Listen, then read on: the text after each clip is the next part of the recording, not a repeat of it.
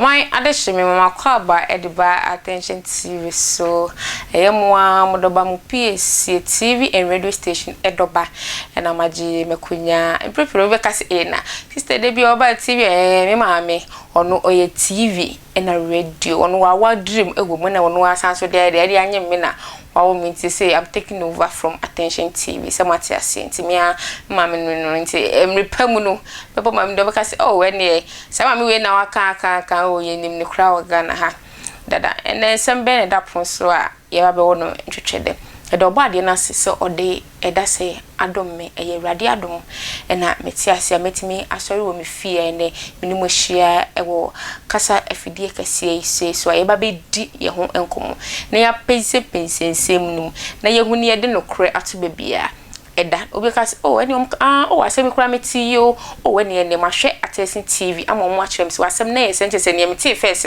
no kuro bia enim eye attention TV so ena obenya ne mapa he news we twagu Ghana ye ne de bebrem wote no ba bia he ma me ka che fake onya ti no attention TV so de ne mapa no je se no kuro no ena wate e wo ha no ene nsem be ne da epro so a ye ba bedi a ye ba betwa ne ne yiye ato ba bia eda na etu akokotwere ne etu na wate wo ho ase ye maame agrada ena na sem ababe tudwa ebiemu ne de bia ye da sori a ye maame din he ukonu musuo kura ye maame edin ababa wa bi aba abontin ababe kase ye maame nya free prison ba ye pe ena obechi onu ani twotwomuncho bra Eric edin etu agrada ye word na agrada ka say no mercy for the clip no o ka say no odi agro no mercy for the clip ni kunu Pastor Eric wachina tum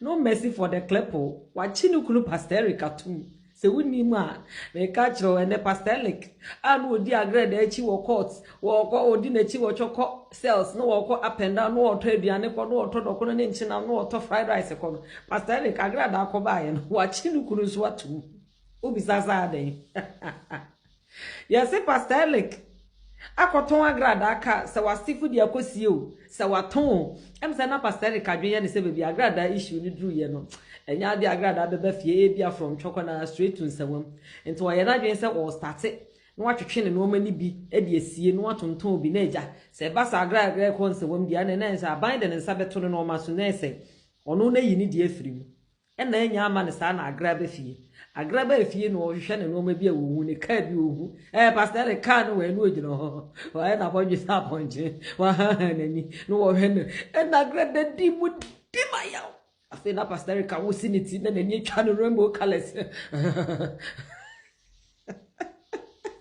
nani ba no so na SCC cells inside the wagon anya wo be piepie oba be sieti kwa mana kobokro no na wono nya problem ye no koto choko no wo we do kono ne nchina ma na wo tifie na wo safufuo ne nkwan wo so koda mu bibra na Pastor Eric kokra de no bia nim se weja ya wade ya hu de ye ya grada ko twiri mu anu aba obi a won kasa social media so da na fe de waba e na me twa ma me yire aba me yire ba mo amechi mo akwa akotum na office o yire wo mabiem tu ba ye gaga na so yire mu so za na da so do no boa agra na ni ati o agranda nitsi ate no ho enti wo bia wonim se woni agra anya issue nti woni ne kwakobom ama ne de ache no forget agrada never forgives hwe ekwen bia agrada be fa so be mafia wo obe mafia wo ti mi hu oboga mu se yo makotonton mo ani mo nyama na omho ye mesere enkrofo bia obudi agrada atem gina na so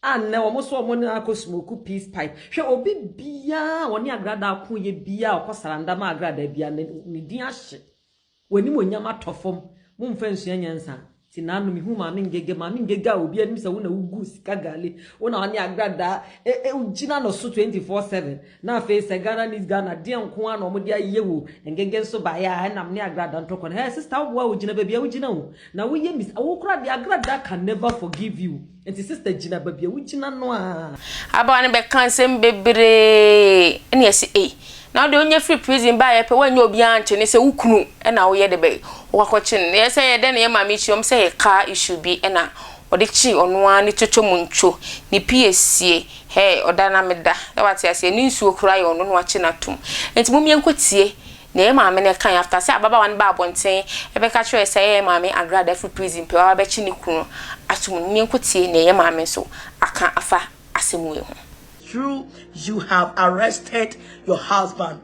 Hey, how can I arrested my husband? Please, it's not true. I don't say freedom at home. Hey, what are you people talking about? My husband is my husband, and it's not true. Who said that? Who said that I have arrested my husband? It can never happen. I have not arrested my husband. When I can't say, or say the queen mother of the nation, why I can't say I have arrested my husband? You know, and you know, correct. So to your baby are saying, I have arrested my husband for what? Or say, God love you, pa. Me too, I love God, pa. I love God so much. I love God so much. Or say, it's good, mama part. God loves you. Mr. Yesu, me do Yesu, papa. Or say, mama part, don't give. Or say, mama part, don't give any chance. I will not give any chance. I will not give any chance. Somebody will say, I'm not a coward, and be a sabe. Mi jano ejani di nuda. What I say? Ejani gusu dead to. But say no say happy is not true. I love you. Hey, yes I am someone moka because say happy. I say happy is not true. Hey, I didn't start making me cry. I say said that oh it's not true, it's not true, it's not true. Hey, it's what I just say. Obi grade ni kru jila police station ya wachiri ni kru. And as obi ni so he say hey, no. How can I arrest my one and only, my sweetheart, my love, my love, my heart, my we have love and heart and life. What must I say? I say Amino. God bless you, sister Oli Papa B. Hey, who said that? Who said that? I'll say Akasha must say. Don't expect my enemy to feed you any good news, because obi on pe mama part asem obi I can and mama part animo gu ase na Kristo ede nim gu ase adan ye nhira animonyam ede mama brabo. What I say? It's don't you expect anyone on pema seme kana nkono na mini wiase to give you news ube hu ni say no kore ukoti say ebi aman krado ana black Jesus ana say daddy Fred ana say old burger ana say sinner ana say discount ana say why be same ana say who himo and why mention them. You just name them. What must say? Almost now so continue to be on more no crowd. Say anybody remember news no cry. I will come out and defend myself. They have advised me not to come to social media to fight. But that doesn't mean say if someone is saying something to destroy my credibility or my husband credibility, I will sit down and keep quiet. What myself say, glory be to God. Amen. And you know, some my Facebook, nobody should think and nobody should put into his or her mind. They say, me na mama na yeti, me na hey no, me come here. What do I say? You better do it. It's in my yeti na me problem no so me buy no. Me to be near my wow. And no see na mama shouldn't pay attention. Or say they said he stole your car. How can my husband stole my car? My car is my husband's car, and my husband's car is my car. So if my husband has taken all of my car, he's my husband. I can never arrest my husband. And so if my husband wants to wear my dress, he can wear it. If he wants to wear my shoe, he can wear it.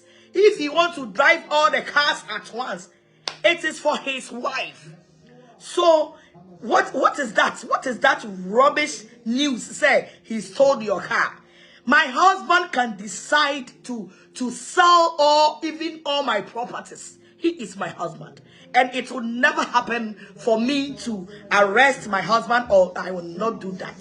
So if anyone say that for you at the social media, It's not true. It's false. It's false. I am here to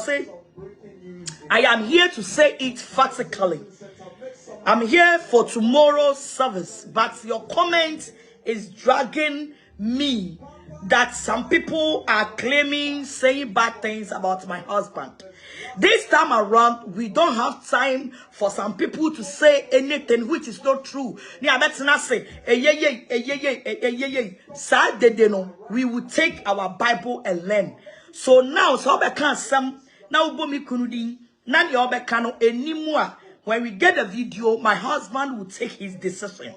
Omai adehye me sama makwa babiem edeba attention TV so samo amukotie maso etibi ene moni esisu hu mfoni na etwagwa ne maame yo de oye ne nima na oyi na chia ya maame ababonten abeka se me ye da echi mi kunu etum osi ni kunu ye ne de na taawe ni su a onom na aduane a odi even ne workings nyina ni kunu nti de kochi ono an twetwe munchu etum ne mframa ono an husband nti how come say onye free prison ne husband na ono ahwe nechi aman fefefe mode abase ne husband no ekoton car ne car ye ne obai ne ohwe ne niemem ne husband ne nim so ne kotum no nyanya de be MP nti ne husband no after say etoton ne niema bi so what you say nti o da prison na say go to esu ma no o to kokoma no o to fried rice aduane na o de ye de me na say ne o pe ye ma me ne ni ntese ye papa empe ye maame nti waye de be free ye na ntese onim se omba biem nti no wasa se toto ne niema no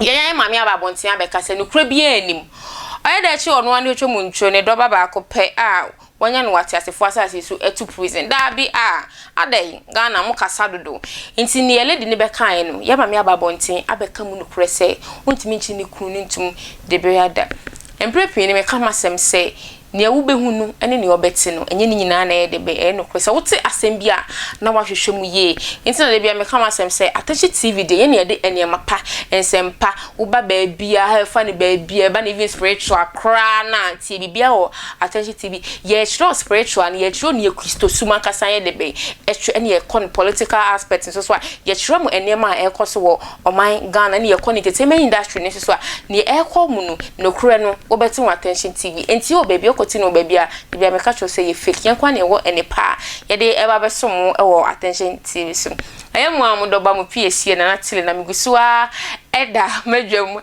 me ye de me wodre ene ma na me mama tsi ne ekoso e wo Ghana say wate ase ensempa ne ko de bia me mfa enkam da ene nya sofom se ko na ese ne super glue ne achesa na me de na me to ensem no egu ho e de mam ene mia ni ojire engineer ba ko fo ojire da machine e chi ochinchim e ma me osan so e produce me osan so ye me editor me bibia e wichi ba ko pe obema ahofe ye se nu dua de obi pa university say Christmas ya ye kwem ejanka ebedi dai mobrohufo me pa mo che o mesere mo bibia obenya bia faba Queen University na ye de bema mobrohu efo no mso anya bibi e de aka omano Christmas if you drink don't drive medamase makram